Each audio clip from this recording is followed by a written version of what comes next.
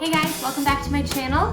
Today we are making this beautiful goat cheese with crushed fig and olive crackers, little pieces of dates, and dried rose petals.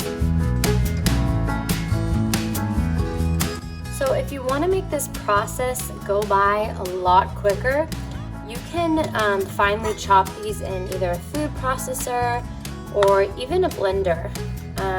To me, I just don't feel like cleaning that up, so I'm doing it this way, and it's a little more tedious this way, but I don't want to wash my giant Vitamix.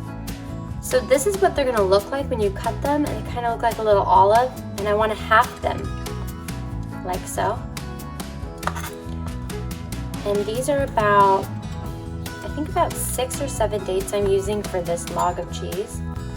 So you're gonna wanna put your crackers of choice into a little sandwich Ziploc bag if you're trying not to do dishes like me, or just put it in your Vitamix or grinder. This is my crushing tool of choice, but this will work with a hammer or your fist.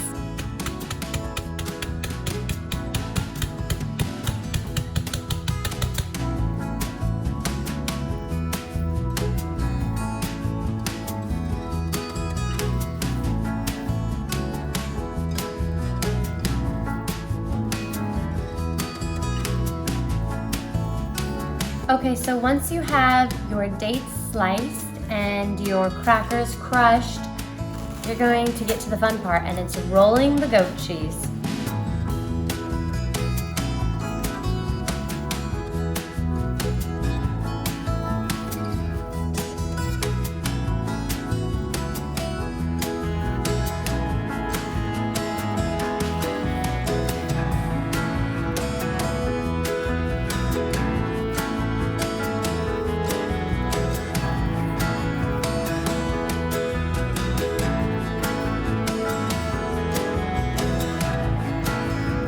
Okay, so if you're at a cheese party and you have a roll of goat cheese, you can either grab it like a burrito and just like